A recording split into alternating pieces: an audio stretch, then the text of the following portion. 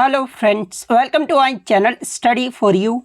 सो guys, जैसा कि आज जो आपका इंडियन आर्मी अग्निवीर का 22 अप्रैल के सभी शिफ्ट का एग्ज़ाम हो गया दोस्तों, जिसका जो है मैं आपको बिल्कुल 100% एक्यूरेट आंसर के साथ जो है इस वीडियो में बताऊंगा। तो देख लेते हैं कि किस प्रकार के जो है आज आपके 22 अप्रैल के सभी शिफ्ट के एग्ज़ाम में जो है प्रश्न पूछे गए हैं। उससे पहले एक बात और दोस्तों, कि जिन्होंने भी अगर चैनल को सब्सक्राइब नहीं किया है तो आर्मी अग्निवीर एग्ज़ाम से रिलेटेड पल पल की अपडेट के लिए जो है चैनल को सब्सक्राइब ज़रूर कर दीजिएगा। और बगल में ही आपको एक बेल आइकन यानी घंटे का निशान भी दिख रहा होगा, तो आप उसे भी जो है ज़रूर प्रेस कर दीजिएगा। तो चलिए वीडियो को स्टार्ट करते हैं। तो सबसे पहले जो हम लोग सेकंड शिफ्ट के जो है क्वेश्चन को देखने वाले हैं। तो सेकंड शिफ्ट में जो आपका पहला क्वेश्चन आया था कि जालियांवाला बाग स्थल, यहाँ पे भाग की जगह पे बाग कर लीजिएगा। तो जालियांवाला बाग स्थल जो है ये किस राज्य में स्थित है? तो देखिए, जालियांवाला बाग स्थल जो है ये आपका अमृतसर पंजाब में स्थित है। तो पंजाब आपका यहाँ पे करेक्ट आंसर होगा। इसके अलावा एग्जाम में अगर प्रश्न पूछा जाए कि जालियांवाला बाग हत्याकांड ये जो है कब हुआ था, तो देखिए जालियांवाला बाग हत्याकांड जो है ये आपका 13 अप्रैल 1919 ईस्वी को हुआ था। तो ये फैक्ट भी आप ध्यान में रखिएगा। इसके अलावा एग्जाम में पूछा जाता है कि 13 अप्रैल 1919 को जो आपका जालियांवाला बाग हत्याकांड हुआ था ना, उस समय ब्रिटिश भारत के जो है वायसराय कौन थे? तो देखिए उस समय जो आपके वायसराय थे ना, ये आपके चेम्सफोर्ड थे। तो ये फैक्ट भी आप ध्यान में रखिएगा। नेक्स्ट क्वेश्चन आपका यहाँ पर था कि वर्तमान में एजुकेशन मिनिस्टर यानी शिक्षा मंत्री जो है ये कौन है? तो देखिए वर्तमान में जो आपके शिक्षा मंत्री है ना, ये धर्मेंद्र प्रधान है। तो धर्मेंद्र प्रधान आपका करेक्ट आंसर होगा। नेक्स्ट आपका यहाँ पर था कि गुड़ी पड़वा जो त्यौहार है ना, ये किस राज्य से संबंधित है? तो देखिए ये जो आपका गुड़ी पड़वा जो पर्व है ना, ये आपके महाराष्ट्र राज्य में मनाया जाता है। और ये जो आपका नए वर्ष के त्यौहार के रूप में जो वो मनाया जाता है। तो महाराष्ट्र आपका करेक्ट आंसर होगा। नेक्स्ट क्वेश्चन आपका यहाँ पर था कि गांधी जी की मृत्यु ये जो है कहाँ पर हुई थी? तो देखिए गांधी जी की जो मृत्यु है ना, ये आपका 30 जनवरी 1948 को बिरला भवन नई दिल्ली में हुआ था। तो नई दिल्ली आपका यहाँ पे करेक्ट आंसर होगा। नेक्स्ट क्वेश्चन आपका यहाँ पर आता है कि चिल्का झील ये जो है कहाँ पर स्थित है? तो देखिए चिल्का झील की बात कर ले तो ये जो आपका भारत का सबसे बड़ा खारे पानी की झील है और ये जो आपका उड़ीसा राज्य में स्थित है। तो उड़ीसा आपका यहाँ पे करेक्ट आंसर होगा। नेक्स्ट क्वेश्चन आपका यहाँ पर आता है कि 97वां जो संविधान संशोधन है ना, ये किस समिति से संबंधित है? तो देखिए 97th जो आपका अमेंडमेंट हुआ था ये आपका 2011 में हुआ था। और ये जो अधिनियम है ना, ये आपके सहकारी समितियों को जो है संवैधानिक दर्जा और संरक्षण जो है वो प्रदान किया था। तो ये जो आपका किस समिति से संबंधित है? तो सहकारी समिति आपका यहाँ पे करेक्ट आंसर होगा। इसके अलावा मैं आपको बता दूं कि 57वें संविधान संशोधन के तहत ही जो है हमारे संविधान में भाग 9B को भी जो है वो जोड़ा गया था। और ये जो आपका भाग 9B है ना, ये आपके सहकारी समिति की व्याख्या करता है। तो ये फैक्ट भी आपको ध्यान में रखना है। एग्जाम में प्रश्न बनता है कि 57वां जो संविधान संशोधन है ना, ये कब हुआ था? तो ये आपका 2011 में हुआ था। नेक्स्ट क्वेश्चन आपका यहाँ पर था कि राज्यसभा का पदेन सभापति कौन होता है? तो देखिए राज्यसभा का जो पदेन सभापति होता है ना, ये आपके भारत के उपराष्ट्रपति होते हैं। तो उपराष्ट्रपति आपका करेक्ट आंसर होगा। और वर्तमान में भारत के उपराष्ट्रपति कौन है? तो ये आपके 14वें नंबर के जगदीप धनखड़ हैं। तो ये फैक्ट भी आप ध्यान में रखिएगा। नेक्स्ट क्वेश्चन आपका यहाँ पर था कि किस अभिनेता ने अनफिनिश्ड ए मेमोयर ये जो पुस्तक है ना वो लिखी है? तो देखिए अनफिनिश्ड ए मेमोयर ये जो पुस्तक है ना, ये प्रियंका चोपड़ा के द्वारा लिखा गया है। तो प्रियंका चोपड़ा आपका करेक्ट आंसर होगा। नेक्स्ट आपका यहाँ पर था कि गंगोत्री ग्लेशियर ये जो है किस राज्य में है? तो देखिए गंगोत्री ग्लेशियर जो है स्टार्टिंग पॉइंट ये जो है कहाँ से निकलता है? तो ये आपका उत्तराखंड से निकलता है। तो उत्तराखंड आपका करेक्ट आंसर होगा। नेक्स्ट आपका यहाँ पर था कि 14 अगस्त 1947 में कौन सा देश जो है ये आपका भारत के साथ नहीं, भारत तो आपका आज़ाद हुआ था 15 अगस्त 1947 को, लेकिन 14 अगस्त 1947 को जो है ये पाकिस्तान देश जो है वो आज़ाद हुआ था। तो पाकिस्तान आपका यहाँ पे करेक्ट आंसर होगा। या फिर क्वेश्चन ये पूछा गया होगा कि पाकिस्तान अपना स्वतंत्रता दिवस जो है ये कब मनाता है, यानी किस दिन को मनाता है? तो देखिए पाकिस्तान के द्वारा जो आपका स्वतंत्रता दिवस है ना, ये 14 अगस्त को मनाया जाता है। तो ये पॉइंट भी आप ध्यान में रखिएगा। अगर ये प्रश्न पूछा गया था तो 14 अगस्त आपका करेक्ट आंसर होगा। नेक्स्ट क्वेश्चन आपका रहा था कि 2011 की जनगणना में सर्वाधिक ग्रामीण जनसंख्या का जो प्रतिशत है ना, ये किस राज्य का सबसे अधिक रहा था? तो देखिए 2011 की जनगणना में सबसे अधिक ग्रामीण जनसंख्या का जो प्रतिशत है ना, ये आपके हिमाचल प्रदेश का रहा था। हिमाचल प्रदेश का जो ग्रामीण जनसंख्या का प्रतिशत है ना, ये ऑलमोस्ट आपका 90% रहा था। तो हिमाचल प्रदेश आपका करेक्ट आंसर होगा। वहीं अगर दूसरा राज्य अगर पूछा जाए कि ग्रामीण जनसंख्या में दूसरे राज्य कौन सा रहा था, तो देखिए दूसरे नंबर पे जो ये आपका बिहार राज्य रहा था। बिहार का जो ग्रामीण जनसंख्या है ना, ये आपका 88.7% रहा था। उसके बाद आपका उड़ीसा राज्य का रहा था। उसके बाद जो आपका उत्तर प्रदेश राज्य का रहा था। तो ये क्रम भी आपको जो है वो ध्यान में रखना है। वहीं अगर एग्जाम में पूछा जाए कि 2011 की जनगणना में आपका जो है भारत का ग्रामीण जनसंख्या का अगर प्रतिशत पूछा जाए, तो देखिए भारत का जो ग्रामीण जनसंख्या का जो प्रतिशत रहा था ना, ये आपका 68.84% रहा था। वहीं अगर शहरी जनसंख्या की बात कर ले, तो शहरी जनसंख्या का जो प्रतिशत है ना, ये आपका 31% रहा था। तो ये फैक्ट भी आपको ध्यान में रखना है, यानी 31.16% जो है ये शहरी जनसंख्या का प्रतिशत रहा था। नेक्स्ट क्वेश्चन आपका यहाँ पर आता है कि मार्शल ये जो है किस सेना में होता है। तो देखिए आप एयरफोर्स में सुने होंगे, एयर मार्शल वगैरह ये सब नाम जो है ये आप वायु सेना में जो है वो सुने होंगे। तो वायु सेना आपका यहाँ पे करेक्ट आंसर होगा। वहीं अगर फील्ड मार्शल पूछ ले, तो देखिए फील्ड मार्शल जो होता है ना, ये आपके इंडियन आर्मी में होता है। तो ये पॉइंट भी आप ध्यान में रखिएगा। नेक्स्ट क्वेश्चन आपका यहाँ पर आता है कि किस प्रसिद्ध खिलाड़ी को 2014 में जो है भारत रत्न पुरस्कार से सम्मानित किया गया था। तो देखिए 2014 में आपके जो सचिन तेंदुलकर थे ना, इन्हें जो है भारत रत्न से सम्मानित किया गया था। तो सचिन तेंदुलकर आपका करेक्ट आंसर होगा। नेक्स्ट आपका यहाँ पर आता है कि विश्व आर्थिक मंच यानी वर्ल्ड इकोनॉमिक फोरम 2024 की जो बैठक है ना, ये कहाँ पर हुई थी। तो देखिए जनवरी 2024 में विश्व आर्थिक मंच की जो बैठक है ना, ये आपके स्विट्जरलैंड के दावोस में जो है ये आपका आयोजित किया गया था। और ये जो है कौन सी वार्षिक बैठक था, तो ये जो आपका 54वीं वार्षिक बैठक था। तो दावोस आपका यहाँ पे करेक्ट आंसर होगा। नेक्स्ट क्वेश्चन आपका यहाँ पर आता है कि how many diagonals are there in a square.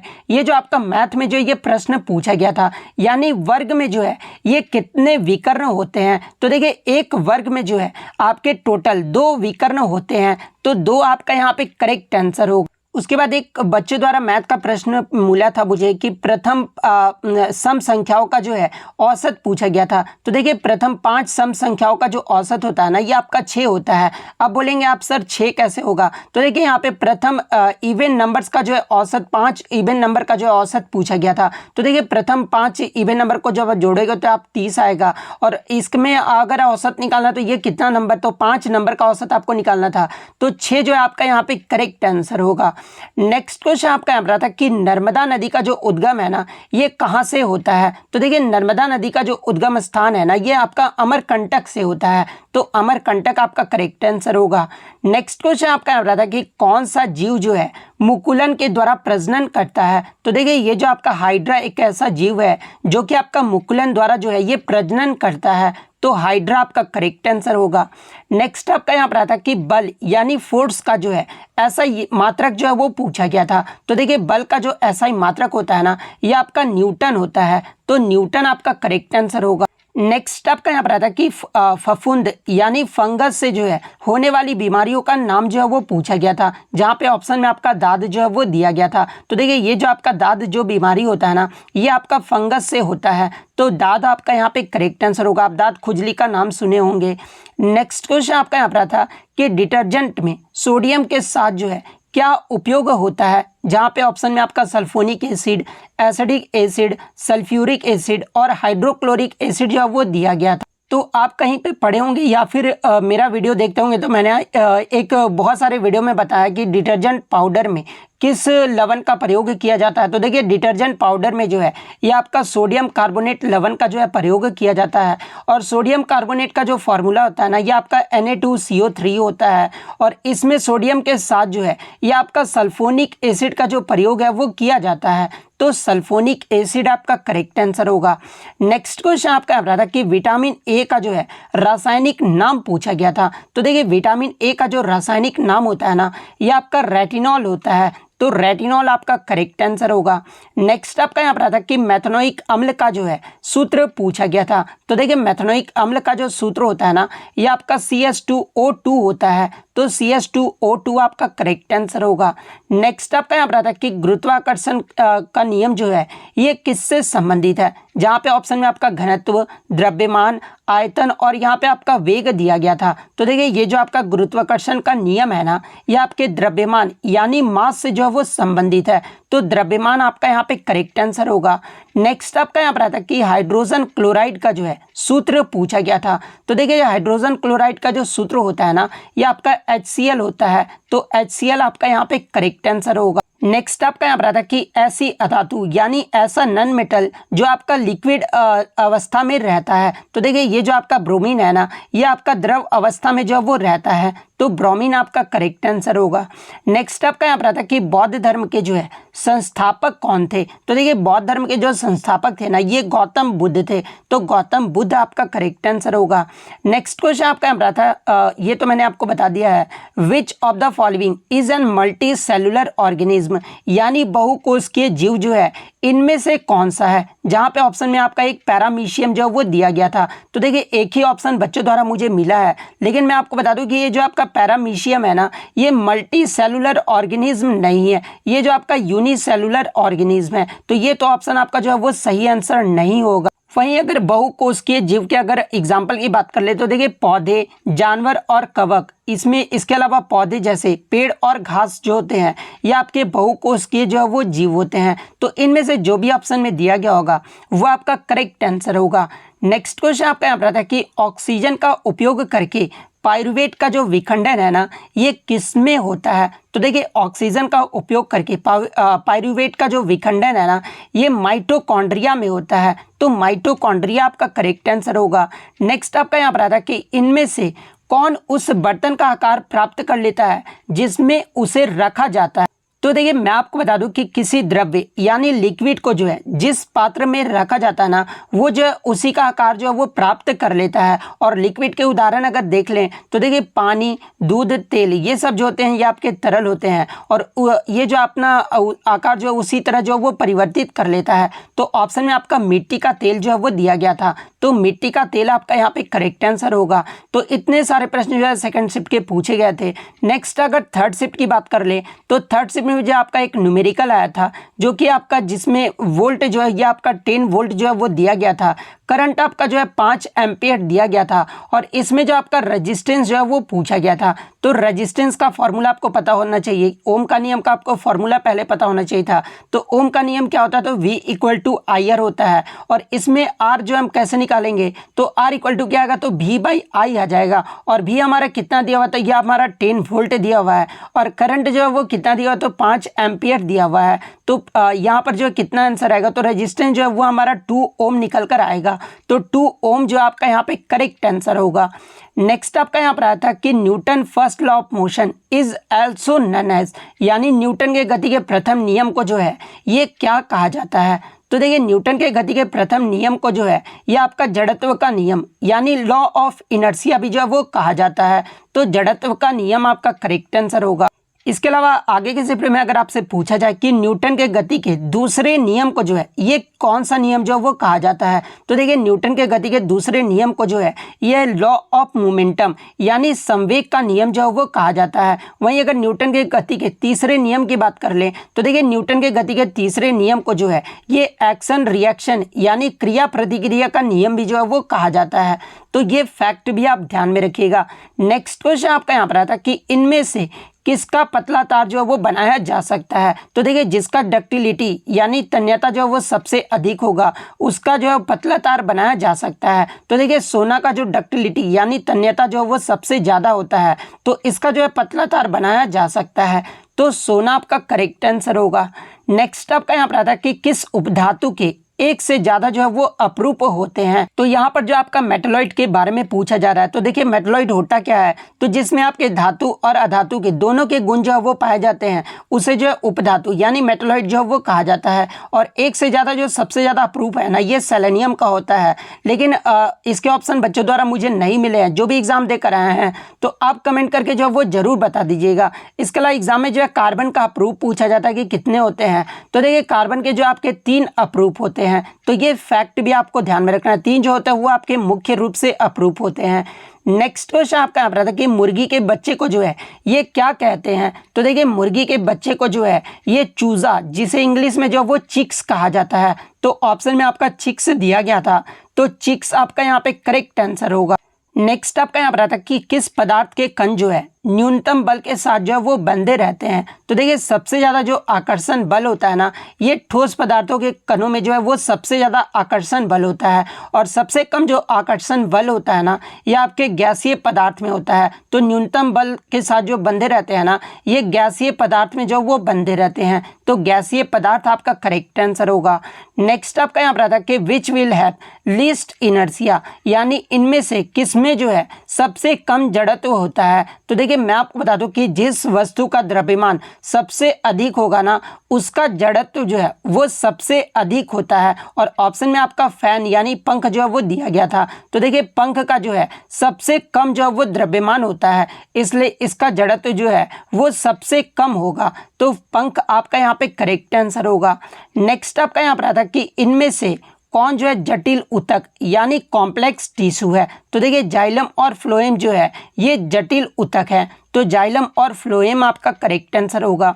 Next आपका यहाँ पर आता है कि इनमें से लार के द्वारा जो है कौन भोजन करता है, जहाँ पे ऑप्शन में आपका अमीबा, कुत्ता और हाथी जो है वो दिया गया था। तो देखिए कुत्ता जो है ये लार के द्वारा जो अपना भोजन करता है, तो कुत्ता आपका करेक्ट आंसर होगा।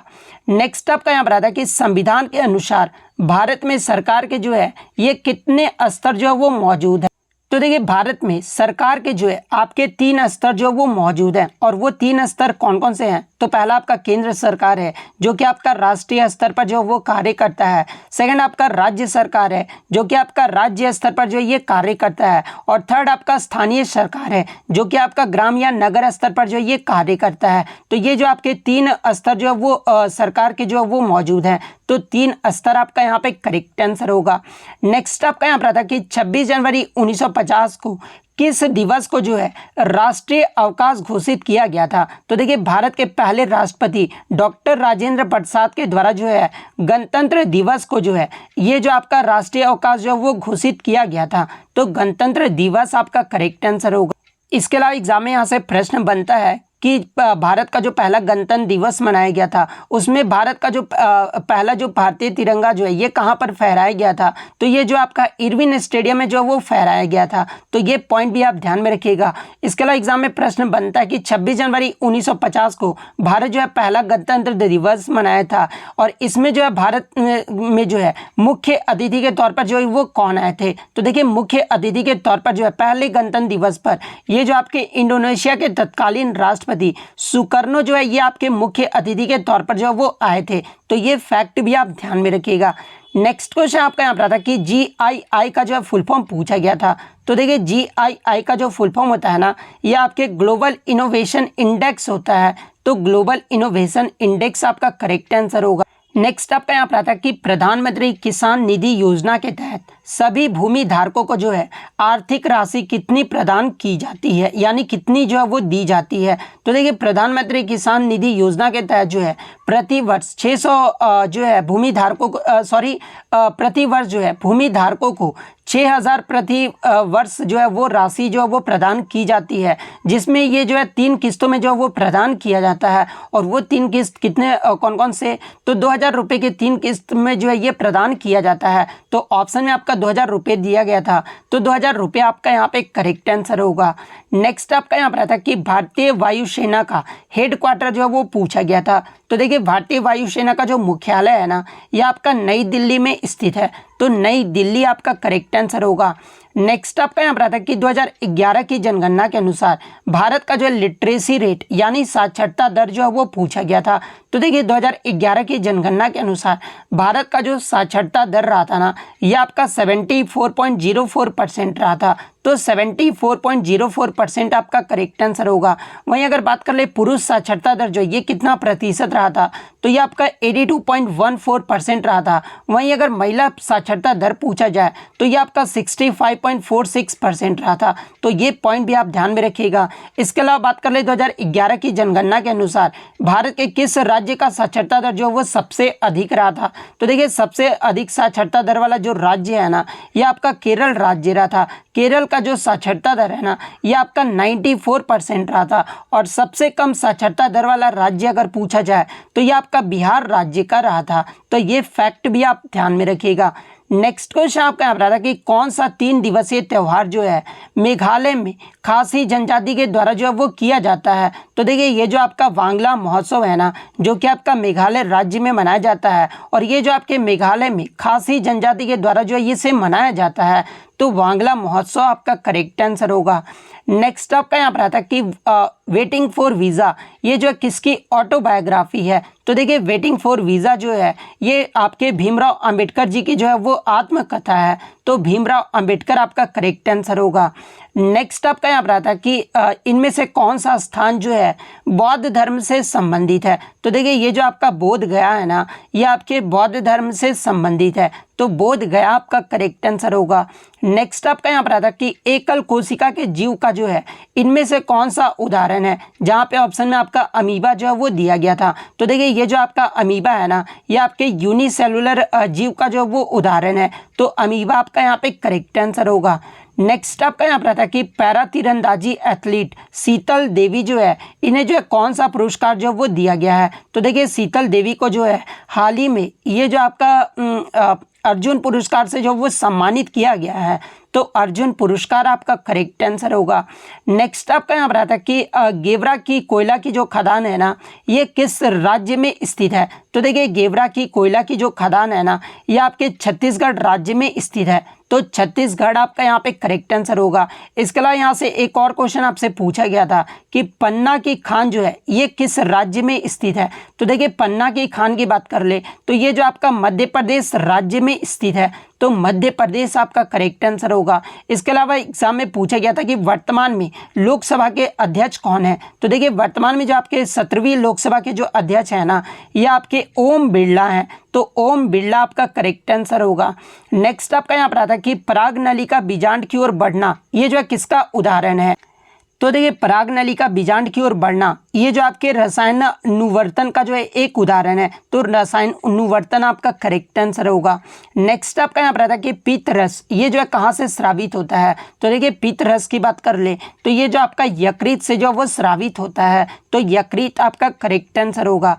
नेक्स्ट क्वेश्चन आपका यहाँ पर आता है कि सीलिया की सहायता से कौन सा जीव जो है ये भोजन निकलता है। तो देखिए सीलिया की सहायता से जो है ये पैरामीशियम जो जीव है ना ये अपना भोजन जो है वो निकलता है। तो पैरामीशियम आपका करेक्ट आंसर होगा। नेक्स्ट क्वेश्चन आपका यहाँ पर आता है कि काला पर्वत के नाम से ये जो है किस पर्वत को जाना जाता है। तो देखिए काला पर्वत के नाम से जो है ये आपके ब्लैक माउंटेन रेंज को जो है वो जाना जाता है। तो ब्लैक माउंटेन रेंज आपका करेक्ट आंसर होगा। नेक्स्ट आपका यहाँ पर आता है कि 2 अक्टूबर को गांधी जी के जन्म दिवस पर जो है कौन सा दिवस जो है वो मनाया जाता है। तो देखिए गांधी जी का जन्म जो है ये कब हुआ था। तो 2 अक्टूबर 1869 को जो है गांधी जी का जो जन्म है वो हुआ था। और इनके जन्म दिवस के अवसर पर जो है प्रति वर्ष अहिंसा दिवस जो है वो 2 अक्टूबर को मनाया जाता है। तो अहिंसा दिवस आपका करेक्ट आंसर होगा। नेक्स्ट आपका यहाँ पर आता है कि भारत में सबसे पहले नोबेल पुरस्कार जो है ये किसे मिला था। तो देखिए भारत में जो सबसे पहले नोबेल पुरस्कार है ना ये रविन्द्रनाथ टैगोर जी को जो है वो प्रदान किया गया था। तो रविन्द्रनाथ टैगोर आपका यहाँ पे करेक्ट आंसर होगा। इसके अलावा आप कमेंट करके बताइएगा कि रविन्द्रनाथ टैगोर को जो है नोबेल पुरस्कार जो है ये कब प्रदान किया गया था। ये जो आप कमेंट करके जरूर बताइएगा। नेक्स्ट क्वेश्चन आपका यहाँ पर आया था इंडियन आर्मी डे यानी भारतीय सेना दिवस जो है ये कब मनाया जाता है। तो देखिए भारतीय सेना दिवस जो है प्रति वर्ष 15 जनवरी को मनाया जाता है। तो 15 जनवरी आपका करेक्ट आंसर होगा। इसके अलावा आगे के शिफ्ट में अगर आपसे पूछा जाए कि सिविल सेवा दिवस जो है ये कब मनाया जाता है। तो देखिए सिविल सेवा दिवस जो है ये प्रति वर्ष 21 अप्रैल को मनाया जाता है।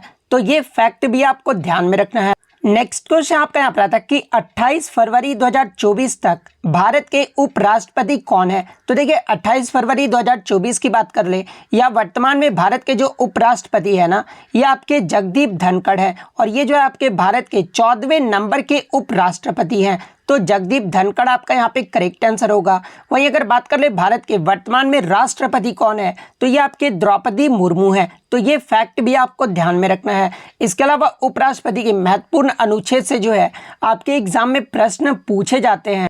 जैसे कि पूछा जाता है कि भारत का एक उपराष्ट्रपति होगा, ये जो आपका किस अनुच्छेद में वर्णित है? तो देखिए भारत का एक उपराष्ट्रपति होगा, ये जो आपका अनुच्छेद 63 में जो ये आपका वर्णित है।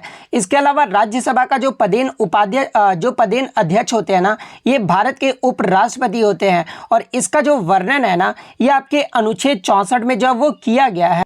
इसके अलावा मैं आपको बता दूं कि राष्ट्रपति की मृत्यु या फिर त्यागपत्र या निष्कासन या फिर अन्यथा किसी कारण से राष्ट्रपति के कार्यकाल में अगर रिक्ति की स्थिति पाई जाती है, तो देखिए राष्ट्रपति के रूप में जो कार्य करते हैं ना, ये भारत के उपराष्ट्रपति जो वो करते हैं और ये जो बात है ना, ये आपके अनुच्छेद 65 में जो ये आपका वर्णित है। इसके अलावा उपराष्ट्रपति का चुनाव, ये जो आपका अनुच्छेद 66 में जो ये आपका वर्णित है। लोकसभा का अध्यक्ष और सदन के उपाध्यक्ष, ये जो आपके उपराष्ट्रपति होंगे, ये जो आपका अनुच्छेद 93 में जो ये आपका कहा गया है। तो ये इंपॉर्टेंट फैक्ट्स जो आपको ध्यान में रखना है। नेक्स्ट क्वेश्चन आपका यहाँ पर आता है कि खेलों में सर्वश्रेष्ठ प्रशिक्षक यानी खेल में जो खिलाड़ियों के जो कोच होते हैं ना, उन्हें कौन सा पुरस्कार दिया जाता है? तो देखिए खेलों में सर्वश्रेष्ठ प्रशिक्षक को जो है ये द्रोणाचार्य पुरस्कार जो है वो दिया जाता है। तो द्रोणाचार्य पुरस्कार आपका करेक्ट आंसर होगा। इसके अलावा बात कर ले द्रोणाचार्य पुरस्कार की शुरुआत कब हुई थी? तो देखिए द्रोणाचार्य पुरस्कार की जो शुरुआत है ना, ये आपका 1985 में किया गया। इसके अलावा बात कर ले पहली बार द्रोणाचार्य पुरस्कार जो ये किसे दिया गया था? तो देखिए पहली बार 1985 में जो है ये आपके रेसलिंग कोच भालचंद्र भास्कर भागवत को जो है द्रोणाचार्य पुरस्कार जो है वो प्रदान किया गया था। और द्रोणाचार्य पुरस्कार में वर्तमान में जो है कितनी राशि प्रदान की जाती है? तो इसमें वर्तमान में जो है ये आपके 15 लाख जो है वो दिए जाते हैं। तो ये पॉइंट भी आप ध्यान में रखिएगा। नेक्स्ट क्वेश्चन आपका यहाँ पर आता है कि 2011 की जनगणना के अनुसार सबसे बड़ा राज्य कौन सा है? तो देखिए जनसंख्या के आधार पर अगर बात कर ले, तो देखिए 2011 की जनगणना के अनुसार जनसंख्या में जो सबसे बड़ा राज्य था ना, ये आपका उत्तर प्रदेश था। इसके बाद आपका सेकंड नंबर पे जो आपका महाराष्ट्र था, थर्ड नंबर पे जो आपका बिहार राज्य था और फोर्थ नंबर पे जो आपका पश्चिम बंगाल राज्य था। तो ये तो आपका जनसंख्या के आधार पर था, तो उत्तर प्रदेश आपका करेक्ट आंसर होगा। इसके अलावा 2011 की जनगणना के अनुसार क्षेत्रफल के अकॉर्डिंग अगर पूछा जाए, तो देखिए क्षेत्रफल के अकॉर्डिंग सबसे बड़ा जो राज्य था ना, ये आपका राजस्थान राज्य था और दूसरे स्थान पे जो है ये आपका मध्य प्रदेश था। तो ये फैक्ट भी आपको ध्यान में रखना है। इसके अलावा बात कर ले 2011 की जनगणना के अनुसार आपका जो है जनसंख्या के आधार पर सबसे छोटा राज्य कौन सा था? तो देखिए जनसंख्या के आधार पर जो सबसे छोटा राज्य था ना, ये आपका सिक्किम राज्य था। वहीं क्षेत्रफल की दृष्टि से सबसे छोटा राज्य अगर पूछा जाए, तो ये आपका गोवा राज्य था। तो ये फैक्ट भी आप ध्यान में रखिएगा। नेक्स्ट क्वेश्चन आपका यहाँ पर आता है कि गौतम बुद्ध ने कुशीनगर में जो है महापरिनिर्वाण जो है ये प्राप्त किए थे और वर्तमान में जो कुशीनगर है ना, ये आपका किस राज्य में स्थित है? तो देखिए सबसे पहले मैं आपको बता दूं कि गौतम बुद्ध के द्वारा महापरिनिर्वाण जो प्राप्त किया गया था ना, ये आपका कुशीनगर में जो है ये प्राप्त किया गया था। और ये जो आपका कुशीनगर है ना, ये वर्तमान में ये आपका उत्तर प्रदेश राज्य में स्थित है। तो उत्तर प्रदेश आपका करेक्ट आंसर होगा। इसके अलावा पूछा जाता है कि गौतम बुद्ध ने जो निर्वाण जो प्राप्त किया था, ये किस नदी के तट पर जो है ये निर्वाण प्राप्त किया था? तो देखिए गौतम बुद्ध ने बोध गया में जो है ये निरंजना नदी के तट पर ये आपका निर्वाण यानी प्रबोधन जो है ये प्राप्त किए थे। इसके अलावा एग्जाम में पूछा जाता है कि गौतम बुद्ध ने अपना पहला जो उपदेश है ना, ये कहाँ पर दिया था? तो देखिए गौतम बुद्ध ने जो अपना पहला उपदेश है ना, ये सारनाथ में दिया था। और इस उपदेश को ही जो है ये आपका धर्म चक्र परिवर्तन या फिर कानून के चक्र को जो कानून का चक्र जो है वो कहा जाता है। तो ये पॉइंट भी आप ध्यान में रखिएगा।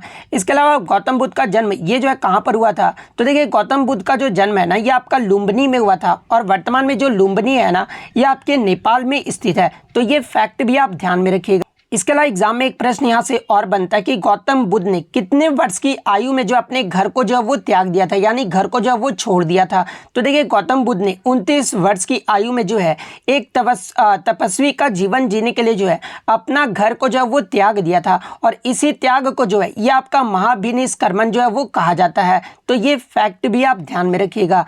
नेक्स्ट क्वेश्चन आपका यहाँ पर आता है कि अनुच्छेद 12 से 35 तक जो है ये आपका किससे संबंधित है? तो देखिए अनुच्छेद 12 से 35 की बात कर ले, तो ये जो आपका मौलिक अधिकारों से संबंधित है। तो मौलिक अधिकार आपका करेक्ट आंसर होगा। इसके अलावा बात कर ले मौलिक अधिकार ये जो आपका किस भाग में वर्णित है? तो देखिए मौलिक अधिकारों का जो वर्णन है ना, ये आपके भाग 3 में जो है वो किया गया है। और संविधान के भाग 3 को जो है ये भारत का मैग्ना कार्टा का संज्ञा भी जो है वो दिया गया है। तो तो ये पॉइंट भी आप ध्यान में रखिएगा। इसके अलावा मैं आपको बता दूं कि संविधान जब हमारा बनकर तैयार हुआ था, यानी जब हमारा संविधान बनकर तैयार हो रहा था, तो उस समय जो मौलिक अधिकारों की जो संख्या थी ना वो 7 थी, और वर्तमान में जो मौलिक अधिकारों की संख्या है वो आपका 6 है। तो ये पॉइंट आप ध्यान में रखिएगा। यहाँ से एग्जाम में प्रश्न बनता है, जब हमारा संविधान बनकर तैयार हुआ था ना, तो ये जो आपका संपत्ति का अधिकार था ना, ये आपका मौलिक अधिकार था। लेकिन मैं आपको बता दूं कि 44वां जो संविधान संशोधन हुआ था ना, जो कि आपका 1978 में हुआ था, और इसके द्वारा इसे जो है मौलिक अधिकारों की सूची से जो हटा दिया गया था। और वर्तमान में जो आपका संपत्ति का अधिकार है ना, ये आपके अनुच्छेद 301 के तहत और भाग 12 में जो है ये आपका कानूनी अधिकार जो है वो बना दिया गया है। तो एग्जाम में प्रश्न पूछा जाता है कि वर्तमान में आपका जो ये संपत्ति का अधिकार है ना, ये कौन सा अधिकार है? तो कानूनी अधिकार या फिर संवैधानिक अधिकार जो है ये आपका संपत्ति का अधिकार है, ना कि मौलिक अधिकार है। तो ये पॉइंट भी आप ध्यान में रखिएगा। और वर्तमान में आपके 6 जो मौलिक अधिकार है ये कौन कौन से हैं? तो देखिए, वर्तमान में जो आपके 6 मौलिक अधिकार है ना, पहला तो आपका समता का अधिकार है, जो कि आपका अनुच्छेद 14 से 18 तक वर्णित है। सेकंड आपका स्वतंत्रता का अधिकार है, जो कि आपका अनुच्छेद 19 से 22 तक वर्णित है। थर्ड आपका शोषण के विरुद्ध अधिकार है, जो कि आपका अनुच्छेद 23 से 24 तक वर्णित है। फोर्थ आपका धर्म की स्वतंत्रता का अधिकार है, जो कि आपका अनुच्छेद 25 से 28 तक वर्णित है। फिफ्थ आपका सांस्कृतिक और शिक्षा संबंधी अधिकार है, जो कि आपका अनुच्छेद 29 से 30 तक वर्णित है। सिक्स्थ आपका संवैधानिक उपचारों का अधिकार, जो कि आपका अनुच्छेद 32 में जो ये वर्णित है। तो ये फैक्ट भी आप ध्यान में रखिएगा।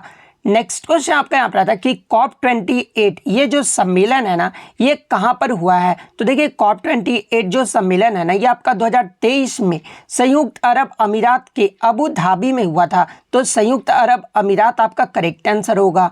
नेक्स्ट क्वेश्चन आपका यहाँ पर आता है कि 2023 में उपन्यास मुझे पहचानों के लिए जो है हिंदी का साहित्य अकादमी पुरस्कार जो है ना, ये किसे प्रदान किया गया है? तो देखिए, 2023 में हिंदी के लिए जो साहित्य अकादमी पुरस्कार है ना, ये संजीव जी को जो है वो दिया गया। और किस उपन्यास के लिए इन्हें दिया गया है? तो मुझे पहचानो उपन्यास के लिए जो है संजीव जी को 2023 का साहित्य अकादमी पुरस्कार हिंदी का जो है वो दिया गया है। तो संजीव आपका यहाँ पे करेक्ट आंसर होगा। इसके अलावा बात कर ले 2023 में अंग्रेजी भाषा के लिए 2023 का साहित्य पुरस्कार किसे दिया गया है? तो देखिए, 2023 में अंग्रेजी भाषा के लिए जो साहित्य अकादमी पुरस्कार है ना, ये नीलम शरण गौर को जो वो दिया गया है। और किस उपन्यास के लिए इन्हें दिया गया है? तो देखिए, इनके उपन्यास का नाम आपको ध्यान में रखना है, रेक्यूम इन रागा जानकी। इस उपन्यास के लिए जो है नीलम शरण गौर को जो वो दिया गया है।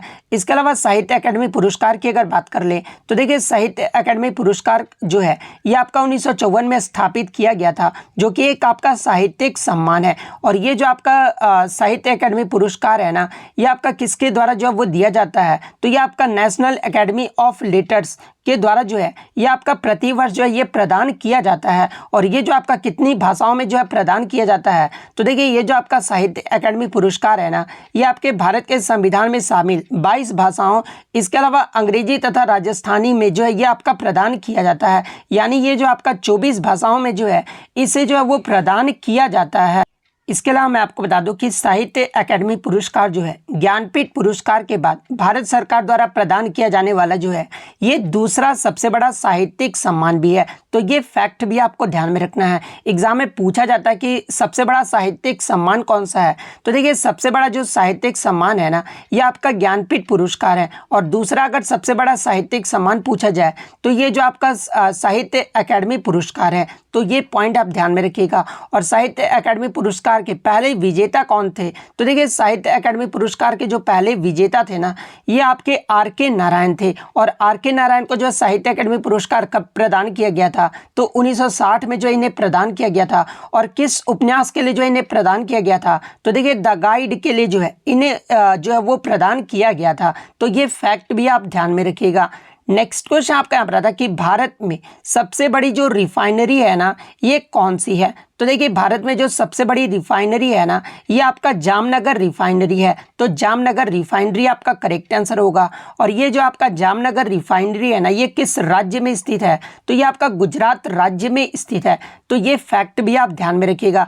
इसके अलावा बात कर ले भारत का पहला तेल रिफाइनरी अगर पूछा जाए कौन सा था? तो देखिए, भारत का जो पहला तेल रिफाइनरी था ना, ये आपका डिगबोई रिफाइनरी था। और ये जो आपका डिगबोई रिफाइनरी है ये किस राज्य में स्थित था? तो ये आपका असम राज्य राज्य में स्थित है। तो ये फैक्ट भी आप ध्यान में रखिएगा। और इसे जो है कब शुरू किया गया था, तो ये आपका 1901 में जो है इसे शुरू किया गया था। तो ये पॉइंट भी आप ध्यान में रखिएगा। नेक्स्ट क्वेश्चन आपका यहाँ पर आया था कि कोलार गोल्ड फील्ड ये जो आपका किस राज्य में स्थित है। तो देखिए कोलार की बात कर ले तो ये जो आपका सोने की खनन के लिए जो है ये आपका प्रसिद्ध है और ये जो आपका कर्नाटक राज्य में स्थित है। तो कर्नाटक आपका करेक्ट आंसर होगा। नेक्स्ट क्वेश्चन आपका यहाँ पर था कि राष्ट्रीय सहकारी समिति के वर्तमान अध्यक्ष कौन है। देखिए कुछ बच्चों ने बताया कि यहाँ पर जो है सहकारिता मंत्री पूछा गया था, ये राष्ट्रीय सहकारी समिति नहीं पूछा गया था। तो देखिए अगर सहकारिता मंत्री की बात कर ले तो देखिए वर्तमान में आपके गृह मंत्री और सहकारिता जो मंत्री है ना ये आपके अमित शाह हैं। तो अमित शाह आपका यहाँ पे करेक्ट आंसर होगा। तो ये फैक्ट भी गृह मंत्री भी अगर पूछा जाए तो ये आपके अमित शाह हैं। तो अमित शाह आपका यहाँ पे करेक्ट आंसर होगा। नेक्स्ट क्वेश्चन आपका यहाँ पर आता है कि साबरमती आश्रम ये जो है कहाँ पर स्थित है। तो देखिए साबरमती आश्रम जो है ये आपके गुजरात के अहमदाबाद में स्थित है। तो अहमदाबाद आपका करेक्ट आंसर होगा। नेक्स्ट क्वेश्चन आपका यहाँ पर आता है कि 15 अगस्त 1947 को पहला जो भारतीय झंडा है ना ये कहाँ पर फहराया गया था।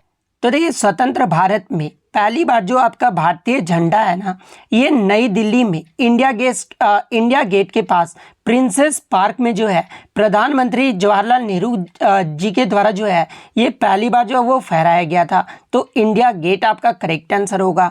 नेक्स्ट क्वेश्चन आपका यहाँ पर आता है कि रण उत्सव जो है ये किस राज्य में मनाया जाता है। तो देखिए रण उत्सव की बात कर ले तो ये जो आपका गुजरात के कच्छ जिले में जो है ये मनाया जाता है। तो गुजरात आपका करेक्ट आंसर होगा। नेक्स्ट क्वेश्चन आपका यहाँ पर आता है कि विश्व का सबसे लंबा लिखित संविधान जो है ये किस देश का है। तो देखिए विश्व का जो सबसे लंबा लिखित संविधान है ना ये आपका भारत देश का है। तो भारत आपका करेक्ट आंसर होगा। या फिर इस क्वेश्चन में जो है भारत का स्थान पूछा गया था। तो देखिए भारत का जो स्थान है ना भारत जो है इसमें प्रथम पायदान पे है। तो प्रथम आपका यहाँ पे करेक्ट आंसर होगा। इसके अलावा बात कर ले सबसे छोटा संविधान अगर पूछा जाए तो देखिए शब्दों के आधार पर मोनाको का जो संविधान है ना ये सबसे छोटा लिखित संविधान है। तो ये फैक्ट भी आपको ध्यान में रखना है। नेक्स्ट हम लोग साइंस की बात कर ले तो साइंस में आपका आया था कि कैल्शियम ऑक्साइड का जो है सूत्र पूछा गया था। तो देखिए कैल्शियम ऑक्साइड का जो सूत्र होता है ना ये आपका CaO होता है। तो CaO आपका करेक्ट आंसर होगा। गति न्यूटन के गति के जो है दूसरे नियम से जो आपका प्रश्न पूछा गया था। तो देखिए न्यूटन के गति का जो दूसरा नियम होता है ना वो आपका F = ma होता है। तो F = ma आपका करेक्ट आंसर होगा। नेक्स्ट क्वेश्चन आपका यहाँ पर आता है कि इनमें से कौन सा जो है ठोस पदार्थ है, जहाँ पे ऑप्शन में आपका लोहा, जल, यहाँ पर हवा नहीं आइस दिया गया था, ठीक है, आइस, इसके अलावा अल्कोहल, ये चार ऑप्शन जो आपके दिए गए थे। तो देखिए इनमें जो आपका ठोस पदार्थ है ना ये आपका लोहा यानी आयरन होता है। तो लोहा आपका यहाँ पे करेक्ट आंसर होगा। नेक्स्ट क्वेश्चन आपका यहाँ पर आता है कि कोशिका की जो खोज है ना ये किसके द्वारा किया गया था। तो देखिए कोशिका की जो खोज है ना ये रॉबर्ट हुक के द्वारा जो है वो किया गया था। और रॉबर्ट हुक के द्वारा कोशिका की खोज जो है वो कब किया गया था, तो ये आपका 1665 ईस्वी में किया गया था। इसके अलावा एग्जाम में प्रश्न पूछा जाता है कि जीवित कोशिका की जो खोज है ना ये किसके द्वारा किया गया था। तो देखिए रॉबर्ट हुक के द्वारा जो कोशिका की खोज है ना ये आपके मृत कोशिका की खोज जो है वो किया गया था। लेकिन अगर जीवित कोशिका की पूछा जाए तो देखिए जीवित कोशिका की जो खोज है ना ये आपके 1674 में आपके एंटोनी वान ल्यूवेनहॉक के द्वारा जो है जीवित कोशिका की खोज जो है वो किया गया था। तो ये फैक्ट भी आप ध्यान में रखिएगा। नेक्स्ट आपका पौधे की जड़ से संबंधित जो है एक प्रश्न आपका पूछा गया था।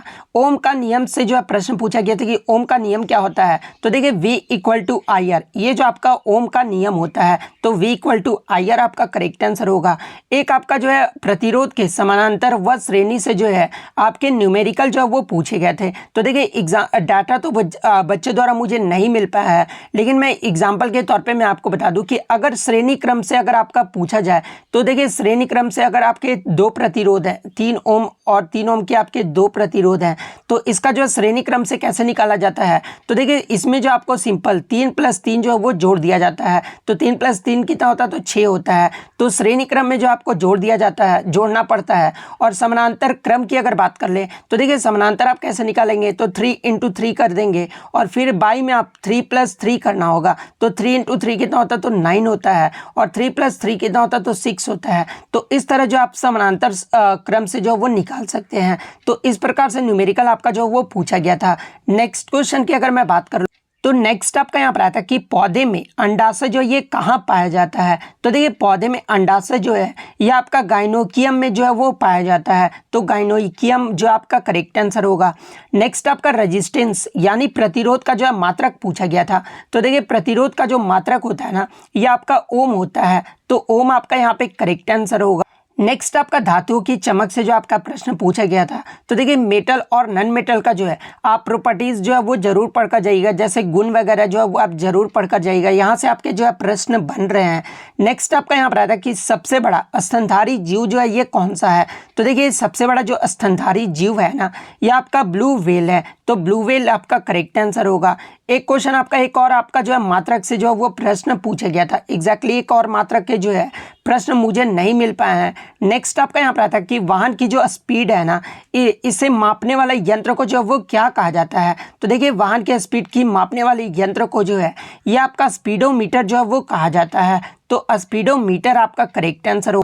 नेक्स्ट क्वेश्चन आपका यहाँ पर था कि विटामिन सी का जो है रासायनिक नाम पूछा गया था। तो देखिए विटामिन सी का जो रासायनिक नाम होता है ना ये आपका एस्कॉर्बिक एसिड होता है। तो एस्कॉर्बिक एसिड आपका यहाँ पे करेक्ट आंसर होगा।